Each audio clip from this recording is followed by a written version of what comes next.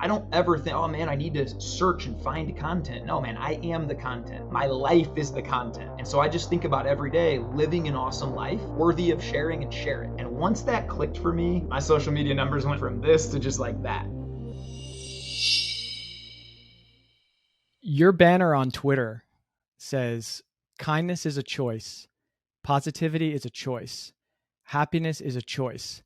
How important is it for people to be intentional about the way that they go about their day and the attitudes and perspectives that they take on? That's a great question. I think we can control two things as humans every single day, man. I think that's our attitude and our effort. And so I go back to those, man. For 6.5 years before I got to be a content creator and kind of live the life I'm living now, I managed a bank, largest bank in the country, right? And I didn't necessarily love that job, to be honest. I wasn't super passionate about it, but I would tell myself before I went in there every day, it's a choice. Am I gonna be in the negativity and oh, it's only Monday. Oh, I can't wait till Friday. Am I gonna join that crowd and be low energy and negative? Or do I want to lift myself and others up, right? And do I want to say, man, I'm going to impact the energy in every room? I think that's a choice. I think we can apply that to everything, man. It's like I'm stuck in traffic, right? This sucks. No, man, I get to put on a dope podcast. I can listen to Greg's podcast while I'm in traffic, right? I can put on music I love. I can call my mom hands free and connect with her and have a conversation, right? Like both situations are true, stuck in traffic, but also it's kind of a gift. It gives me some time, right? So I think it's just life is all a choice in how you view it, how you view it and how you choose to view it, man. For sure. I've talked about this on other episodes, like this idea of radical acceptance and how I discovered a lot of that through Eckhart Tolle and kind of just, being present and whatever happens is happening. And so unless you can control it, take action, sure, if there's something you can do. But if you can't, like you say, there's opportunities for other things to take place or even just to be, right? And so I think that's really important. And you see a lot of people also blaming like social media for like, oh, it's so negative, it's so toxic. Like, and again, I think that's a choice of like how you approach that and being able to curate like a positive feed and just basically it's a mirror for what you're engaging with, who you're following. And I know that social media played a huge part in kind of your turnaround and your transformation out of some dark places. So, I mean, shouldn't people be looking at social media with a little more like responsibility to say like, hey, I want to make this something that serves me? That's right, man. It's a tool. It's neither good or bad, man, right? Like social media is just a tool and it is a mirror. It's a reflection of you. I tell people all the time if they tell me, "Oh man, I love your page because it's positive. Everything else is negative." I'm like, "You know whose fault that is? Yours. Go unfollow the stuff that's negative. Why would you want to intentionally put that in your mind? It doesn't make sense, right?" So I think you need to be mindful. And this comes back to ownership and something even bigger that I talk about a lot, right? And it's when you view life in this way, like look, let's just say I'm going out to dinner. And man, I see that waitress she's having a bad day, right? And my food is late and it's cold and I'm not getting my drink refilled. Okay, man, I have a choice at this point. And I think what a lot of people don't realize is you give away your power. If I basically say, well, my dinner's ruined, man, because of this, I'm not in control. I don't have power. The way I will flip that and look at that is I'll say, man, she must be having a rough day. I'm going to make her day. Hey, you know what? I'm really thankful for you bringing the food out. Man, it's really good. Tell the cook really, I'm really thankful. I love that shirt you got on, man. My son's a big fan of that team too. Have you seen the latest game? I will actually go out of my way to try and make their day, even though I'm there to be served, right? And I think that's where you really take ownership and control of your life. Then nothing really happens to you. Everything's happening for you. And it's an opportunity to grow and get better through all these things. Yeah, I love that message and like having that intense empathy that will resonate and it'll come right back to you, right? And so you need to be able to create situations that are positive, that are feeding you that, because what you input is what you output. And so like you're the perfect guy to follow, right? I mean, you're known as the most positive guy on Twitter. I'm curious, you put out so much positive content. It's like not just the quality, but the volume. What to you makes good content and how should creators think about creating good content for them specifically? Bro, I love this question. This is my all-time favorite thing, man. So when I first started on Twitter, right, I kind of felt like, well, how do I stand out? Like if there's 100,000 people tweeting on health and fitness, like, man, we're all, eat eggs, drink water, take walks, like lift weights. We all know this stuff. And I remember hiring a coach in one of my first mentors, Zach Hommel. And I had this conversation. I said, bro, how do you create so much content when there's so much content out there?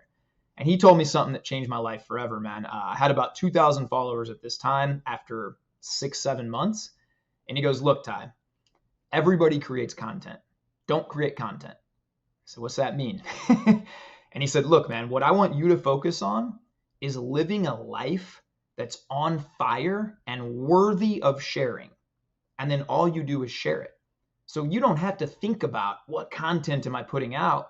Dude, you are the content. Your life exudes this content. Dude, I have 130,000 plus on Twitter now alone. I never schedule a tweet, ever.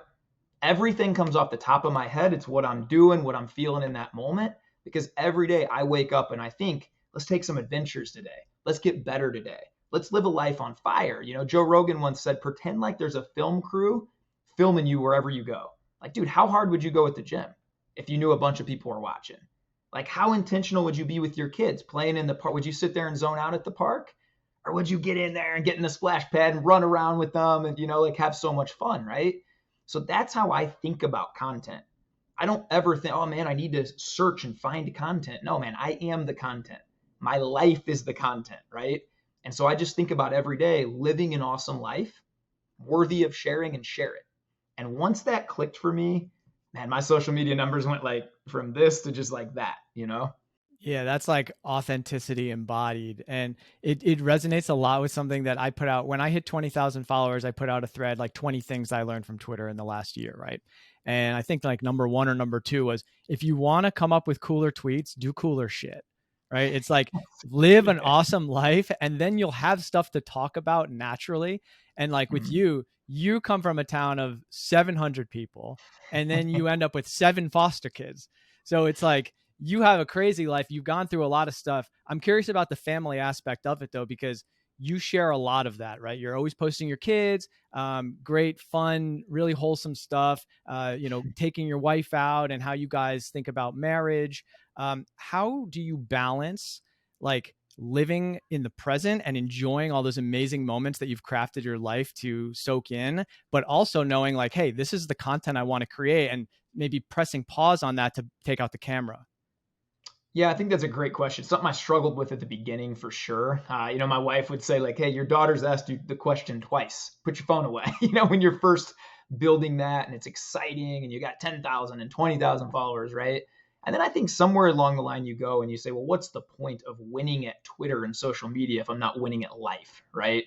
And so you find those balances. Like I take every Sunday off, man, where I just like don't engage, don't really get on there. I have set times twice a week where I just don't have my phone. And like even before this podcast, man, I took my kids to the park for a couple hours today.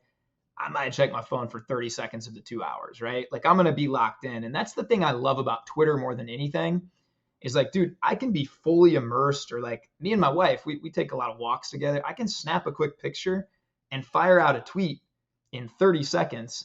And then I got the next 3 hours, just go do whatever I want to do, right? So I kind of think of content in that way too. There's also tools that can help like with the scheduling and things like that. But for me, man, I was either going to work at a bank 9 hours a day or maybe spend an hour on my phone a day. And so for me, it's like a no brainer, right? Yeah, it's going to take a little bit of time. I obviously need to be on social media sometime, but me and my wife are really good about planning and really good about being intentional and saying, okay, you know what? I wake up before my family. I put out my first tweet and I engage with the ones I need to and retweet the people I'm going to retweet. And by the time my family wakes up, all of that business stuff, I've contacted all my clients, I've done the stuff I need to do. Then I just get to come home, be a fun dad, be high energy, take the rest of the day to do what we're going to do anyway. And then I feel like I just share it, man. So like me and my kids were at a park today, man. I snapped one cool picture of them running through the splash pad because the splash pad was broke for 3 months. The first day it's back, we're fired up about it, right? So I just made a quick tweet about that. We're fired up that this is it. And I hope you guys are having as fun of a day as we are. And then I haven't pulled out my phone. That was 2.5 hours ago. Yeah, that's awesome. And obviously the kids aren't really going to care as much. They're just having fun. But with the wife, it's like, hey, like I'm bringing in the bread. Let me take a picture for 30 seconds. You know what I mean? Like it's not going to ruin the other 3 hours of the night we're going to have together. Yeah, and my wife's like really cool, man. And I think you go back to like, when I told her the vision that I had, like, dude, I was making 6 figures running a bank, and I just come to her one day and I'm like, look, I don't want to do this anymore. Here's the vision I have for our family and for our life. And like, dude, my wife, we'd been married for like 5 or 6 years, and she, without a second's hesitation, what can I do to help? I'm on board. Like, I'd love you home more too. How can we do this together? And so I feel like it's like a cheat code to be in a really great relationship and a marriage where, dude, she makes me better. I hope I do the same for her every day. And so, man, she helps me with a lot of this stuff too. Like, some of the video content is my wife. Like, she takes videos of our kids when I'm playing with them and she edits them, and then she'll send them to me and be like, this would be a good one for your YouTube. Like, I didn't even have my phone out, right? Now all of a sudden I got a great short for YouTube. So like, we work together on a lot of this stuff too. Yeah, yeah, that's great. That's awesome. And you have this whole virtual coaching business that you've built, and you help people with their habits and their mindset and their fitness. You also offer a Twitter growth option I saw on your website. So I'm curious about that. Being as I'm super into content and kind of content strategy, what kind of things are you offering, and what are you working with clients with regards to that? Yeah, so I have two, man. The group Twitter group coaching is awesome. I run that twice a year. I always say when you work with me, it's like a lifetime deal, man. So even the first group I ran like 2 years ago, I still engage with those guys every single day, man. Like, and I'm proud of something that I do like that because it goes on forever. So I just basically set up little systems, teach people. I'll look at your banner, I'll look at your stuff. We'll say, hey, man, give me a vision for where you see this going, right? Let's have a conversation around it.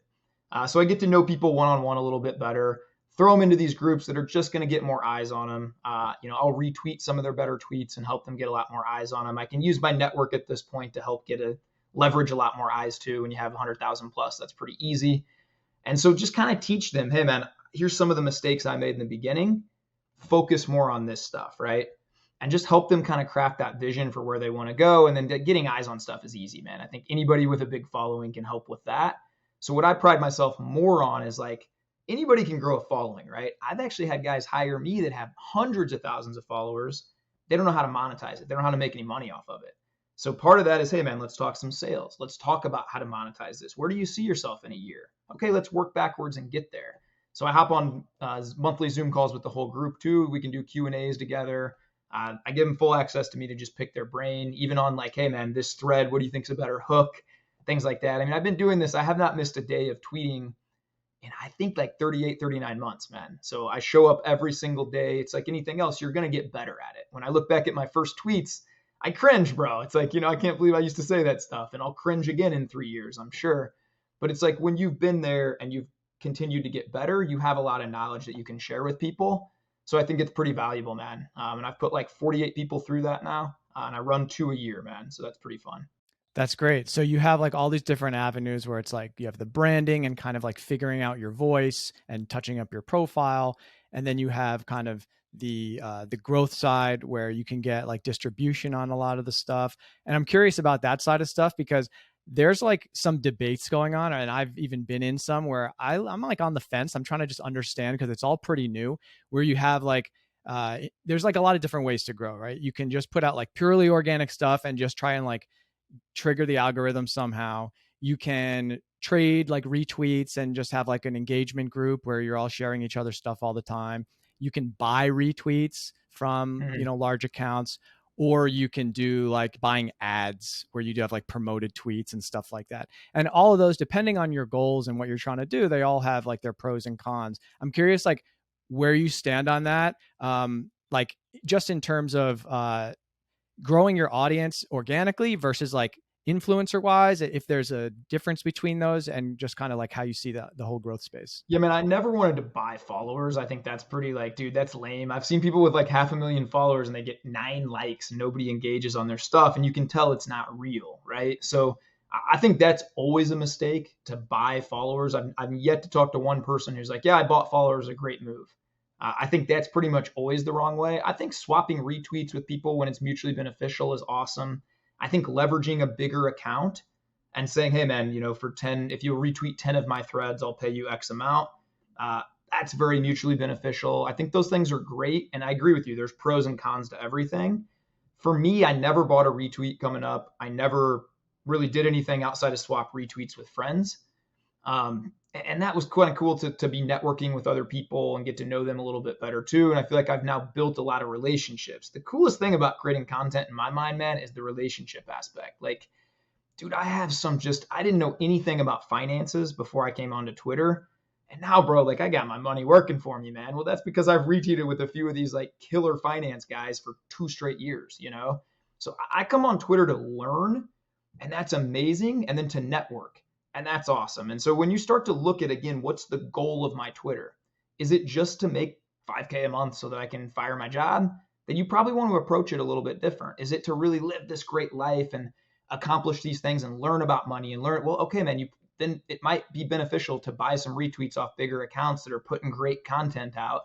That now, let's just be honest, it's the way life works. If somebody hires me and pays me money for retweets, and dude, I'm gonna have conversations with them about life too. You know, we're gonna talk about other things. So I think that can be an avenue to just kind of get in people's corners, right? That's really interesting you say that. I do agree. Twitter, it's the best for networking. Like, since I've taken it really seriously, I've met so many awesome people that are just doing cool shit. And like the shit that I want to do, like I aspire to be a lot of the people that I'm networking with, like you. Like, look, just starting up a podcast, and now I'm talking to like someone who's living a life that I admire so much. And one of the, we met through Twitter Spaces. And so like Mm-hmm. I love social audio. Like, I'm obsessed. I have been obsessed for about 5 years. Back in 2018, I built an audio only dating app where you basically are doing like speed dating through just short voice calls with like some gamification. And then you show the Wow, picture at the end and it's kind of like, do you that's want to cool. match? Yeah. So Mm-hmm. I was just obsessed with this idea that like voice gives you a massive insight into that person. And there's actually science to back that up as well. So I loved when Spaces came out. I actually came up on Clubhouse. That was kind of my content Mm-hmm. start. And then it rolled over into Twitter Spaces. And now they've introduced the voice DMs this week. And I'm screaming from the mountaintops about this because we've all kind of like used them a little bit here and there, maybe in an iMessage or in a Telegram chat. But when you put it into Twitter, I think it really takes on another life because that is like people's hub. It's not just a messaging app, it's a social media app. I mean, I suppose Instagram too, people do that. I'm not so huge over there, but like, yeah, I think the voice DMs, the Twitter spaces are, what do you think about using voice and Oh, particularly the Twitter spaces? so powerful, man. I've been on probably 20 Twitter Spaces now, and just love them, man. I mean, the people you connect with on those are just amazing. You get a like-minded community around a certain topic where everybody wants to be better at this certain topic, and we're all sharing ideas. And like, my heart exudes gratitude when I do something like that because, dude, 30, 40, 50 years ago, nobody could do all of human history up until 30 years ago. That wasn't possible. The fact that me and you can have a conversation where stayed away is amazing, right? And people will watch this from different countries, right? And like, just when you think about that stuff, it's mind blowing, man. And so to have the ability to now broadcast ourselves and put our voice out there and affect, like, I was looking at my Twitter, like for the month of May, man, it'll be over 15 million people will have viewed my tweets. Like that just blows my mind, man. 15 million people will read what I've said, will hear my voice on my videos. And I talk to a lot of young content creators, especially who are just starting up, and say, man, you need to be on video. You need to be, you see me, dude, I'm at a workout or I'm leaving the gym. I'll just do a quick video. I want people to see that I am me. That, man, I'm doing the thing. Anybody can tweet, go to the gym. Hey, man, you see me at the gym and I'm telling you to get your butt to the gym too. Anybody can tweet a mindset tweet. Hey, man, let me give you an actual example of when I used this mindset to apply to my life and it bettered me that you can use to better yourself. Somebody watches that and dude, they get a feeling in them. They're a part of your team forever now. And you can make a much deeper connection, I feel, with video and with voice than you can with anything else. So, a lot of my videos aren't going to go viral, but I feel like there's a very big place for them, man. That people can see you are who you say you are. This guy lives the life he's saying he is. And man, when people see you and can connect with you in that way, it's just very powerful. Yeah, I say the same thing all the time, man. And it really sets you apart from a lot of other people because not only are people not using the media and you are, not only does the algorithm respond well to the multimedia, but you're just being you. And so you really get to like just push forward something that no one else can produce because it's just your life. And Right. you've taken on that. You have your YouTube channel, like you mentioned, you have over 6,000 followers over there. And that includes lots of normal YouTube videos where you're teaching people about different topics, but also you've done over 80 episodes of your podcast. So what is your strategy outside of Twitter in terms of creating content? Like, how does it all mesh together for you? Yeah, man. I mean, first and foremost, I didn't know what I was doing when I started. I just like, hey, I'm gonna try and throw some darts here and there. Now that I've kind of got a little bit better at it, I mean, my overall, like, I got to do dinner with Zuby a couple times last week, right? And like, just even rounding out that vision, because I said to him, like, man, I've been at this for 18 months. I only have 6,000 on YouTube, and he starts laughing, and he's like, bro, my first decade, I probably had like 12,000. Now I've got 200,000. Like, you have to have a very long-term vision. So for me, I started YouTube, to be quite honest, because I get so many DMs asking me about certain topics. Hey man, we're thinking about fostering and adoption. What are the pros and cons of that? Hey man, let me make a video. Now I can just instead of me taking time in my DMs to like make a video and send back to you, let me just make one video and mass send it out, right? And so when people ask me these questions now, boom, copy paste. Hey man, what's the best way to change your habits and your mindset? Hey man, let me give you the top 5 reasons. Let me make a video, right? Now when people ask me that in the DMs, I can send it over. So YouTube started for me with the vision of just, man, it'll save me time because I don't need to respond to all these DMs, and I still want to help people and give them info. And there's also a lot of people who, quite frankly, can't afford coaching with me, but I still want to give them something, right? So man, if you can't afford to hire me one-on-one or can't afford my group coaching, I still have a lot of these actionable advice that I can send to you. And hopefully you can have some takeaways. You can see me talking about it, living it, and doing it, and that will help you as well. So my ultimate goal is impact and just to help. But now that I kind of have gained a little steam with YouTube, I'll be honest, in 10 years, man, I think I'll be making 5K a month from it. I think I'll have 100K subscribers. I'm going to be ruthlessly consistent with this the same way as I have with Twitter. I put out a podcast a week and another video a week minimum and a short a week. And, as my kids go to school, that'll probably increase too. And I have a little more time. But yeah, that's where I see myself in 10 years, man, as another really great revenue stream. I enjoy doing it. I enjoy Twitter. I'm going to craft my life around doing things I really enjoy and getting paid for them. That's the life I want to live, right? 100%. And I like the way you say that you use your YouTube as kind of this like hub for being able to point people to more in-depth resources. I just talked to Francis Melia. His episode comes out next week, and he says the exact same thing. He's building his YouTube because he can just point people like, hey, what's this question about a deadlift or about whatever? And he's like, I have a video breaking that down. And it really, not only can it save you time, but it deepens the connection and your authority with the viewer. You mentioned that you're going to have like 15 million people looking at your stuff just this month alone. You had a thread about 2 weeks ago that went viral that had 1.5 million views talking about, like we talked about at the top of the show, like that choice to stay calm when things, aren't necessarily going your way. And what I noticed about at the bottom is you were promoting your subscribe button. So now Twitter has this thing when you follow people, you can tap subscribe, pay. I'm not sure exactly how much yours is, but people do $3, $4, $5, $10 a month. Yeah, there you go. And they get exclusive content from you. I'm curious, how's that going? What are some of the pros and cons with the subscribe button? I love it. I think it's all pro, man. And I'm super like bullish on Elon taking over, man. I think he's created 2 new revenue streams for creators in just that we get the ad revenue now. So I make like, $80 a month or whatever just off the ad share, which wasn't a thing before him. And now I think I have 35 subscribers. So that's what, $160 a month, something like that, which is cool to have a couple new little streams. But I love the subscriber feature. The main reason, because there are things I don't want to put out into the public, right? Just, hey, me and my family are here at this moment. I don't want to tell, like, I just don't want to share some of that stuff. And hey, man, here's some things I'm working on behind the scenes. I have these products I'm really working on. I don't like to tell people really generally what I'm working on until it comes out. 'Cause I feel like you get the same dopamine hit if you tell people I'm working on this as when you actually work on it.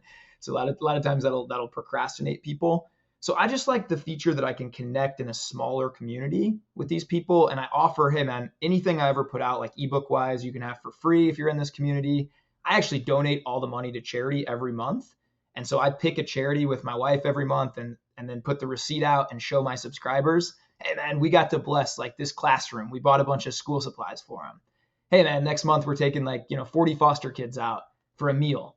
that wouldn't have had it, because you guys subscribed for the last 3 months. Like, thank you, man. So to me, it's like an awesome way to give back and an awesome way to build even deeper connections with people who, let's be honest, man, when you hit a certain level of Twitter, as it would be my whole day to just reply to people under my tweets. Like it would be a 24-hour a day job. With the subscriber feature, man, I can talk to them every single day. So I can share just what I'm doing, and then people can comment, here's what I'm doing. Oh, awesome, bro. Send me a picture. And it's like in a safe little community, right? And I'm wearing Zuby's shirt. I mentioned Zuby before. I mean, I subscribe to Zuby. So does Elon Musk. And I've been in conversations in that subscription with Elon Musk and Zuby and me and 10 other people, which is, he's the richest guy in the world. Do you know how crazy that is that you can have that feature? So I think it's all pro. I'm really bullish on it. My goal is to kind of keep growing that subscriber base, hopefully get a community of around 100 or so people, and really be able to connect more, and then even do like a once a month Zoom just for your subscribers. Hey man, let's all hop on and share life, right? Let's like things like that. Do special meetups maybe for them, and I see a good vision with that down the road. Yeah, so many good things there. Like I totally agree with Elon taking charge. Just the amount of features that are coming out that really provide access. I just talked to your buddy Legacy Builder last episode, and I he love talked it. about that too. Just access. Twitter gives you such great access, and for people that want to interact with their favorite, personalities like you just spend a couple bucks a month, and there you are. You're in like that niche community, and I've done that as well in other communities, and it's a great thing. And it's really inspiring to like look at all these people and then be able to get really close to them. And I think that one thing that you're doing that I think is really awesome, that if nothing gives you inspiration, this will. Can you tell people what a Murph is and why they're so important to you right now? Yeah, man, that's the training. I did a bunch of pull-ups this morning, man. So a Murph is an honor to uh, former Navy guy, Navy SEAL, who was killed in combat, and he invented this workout that him and his buddies would do when they didn't have a gym. They would run a mile, they would do 100 pull-ups, 200 push-ups, 300 air squats, and then run a mile. And they'd race each other every day, and it'd be kind of this thing, right? Well, he was killed in action a decade or so ago, and so now it's become a thing on Memorial Day. People from all over will do a Murph. So run a mile, 100 pull-ups, 200 push-ups, 300 air squats, run a mile. I just decided, man, I don't know. Last year I did a challenge where I said I'm going to walk 100,000 steps in a day. It was like 53 miles. So I got up at 1 a.m. and just did it, and still did my dad duties and everything for the day, and made a vlog about it, put it on YouTube. That was fun. And so this year, I don't know. I started by saying I'm going to do 3 in a day. And then as I started training, I'm like, dude, I can do 3 really easy. So I upped it to 5. So I've been training now the last month or so. And here, when I hit 40 in a few months, I'm going to do 5 Murphs in a day, man. I'm going to wake up at 1 a.m., knock one out, do another at 3 a.m., then probably take a few hours off, do another one at like 8:39, do another one in the afternoon, another one in the evening. So that's the goal. And I'll have a videographer out here and vlog the whole thing. And you'll see me suffering quite a bit, and a lot of positive self-talk at the end probably, and battling through this. So that's my goal for this year, man, physically. So what's the total number of all the exercises, 5 Murphs combined in So it'd one be day? 500 pull-ups, 1,000 push-ups, 1,500 air squats, and 10 miles run in a day. Let's go. It's a good day, So man. are you going to broadcast it live, did you say, or are you just going to record it and then put it up on YouTube? I'll probably record it and put it on YouTube, but I'll probably do some live stuff. Like when I was doing my 100,000 steps, man, I was documenting the whole thing on Twitter. So at the end, man, I would post like, dude, I'm at 90,000 steps. Dude, you should have seen the blisters on my feet, man. It was brutal, right? And every step just hurt so bad at the end of that day. And so I was like, man, give me some energy doing a video. Like, then I checked my phone 10 minutes later, dude. I had like 200 messages, man. I still haven't got to all the DMs from that. And that was like 8 months ago, man. Of people being like, bro, that fired me up like so much, So I love to do these challenges and kind of push your mind and push your body. Most of our limits are mental. I really believe that. And so it sounds like a lot, but I mean, you work up to it, you train a little bit, and then you go for it. And the worst thing that happens is you get close, you fail, and you get that feedback, you keep training, you go again, So I'm really excited about it. I'll broadcast a lot of it live on Twitter. And that's another thing where my subscribers, man, I'll be coming up to that. I'll be sharing a lot of that training, a lot of what we're doing, where we're at, and sharing a lot more of that stuff with them too. Yeah, it goes back to that. Just live a cool life, and the content just kind of takes care of itself, right? So, That's right. listen, Tyler, I really appreciate you coming on the show, man. You are such an inspiration to so many people. not just the way that you put out your content and it's so directly inspiring, but looking at your story. And we didn't talk too much about kind of the dark days, and you've done a lot of other podcasts. People should look you up on YouTube and watch some of those shows. Just coming from just a crazy lifestyle and building such a wholesome life, and sharing that with everybody, and so consistent over such a long period of time. Really grateful to get to talk to you, man. Can you share with everybody where they can find you online, how they can work with you, and anything else that you want to talk about? Yeah, 100%, man. I'm going to start off by giving that gratitude right back, Craig. And, the moment we connected on Spaces, I just thought, yeah, and this is a great guy who's got a great vision for his life. And I love seeing the young guys just like you, just not like accepting status quo, right? Like, well, I guess I'll just work until I'm 65 at a job I don't like. And like, I guess I'll just do what everybody else is doing. And you're like, no, I don't accept that. I'm going to live a different way, And so that inspires me. And I love that too, man. So I'm humbled to be on here. It's been great to connect. Where you can find me, man, is definitely Twitter every single day, at Ty Romper. Same handle on Instagram, and then just my name, Tyler Todt, Todt. You can look that up on YouTube. I put Linktree and everything. If you come to Twitter, you'll find all my books, all my products, my coaching offers, things like that. So come say what's up, man. I respond to everybody. Awesome, man. Thank you so much, Tyler. I appreciate your time, brother. I appreciate you, man. Let's go have the best day. Hope you enjoyed that episode. Make sure to subscribe to the YouTube channel. The bigger it gets, the bigger the guests, which means more valuable conversations for you. Also, make sure to check out the Pointing Up email list in the description to get early access to new episodes, plus exclusive answers to questions I ask the guests that don't make it into the show. See you soon.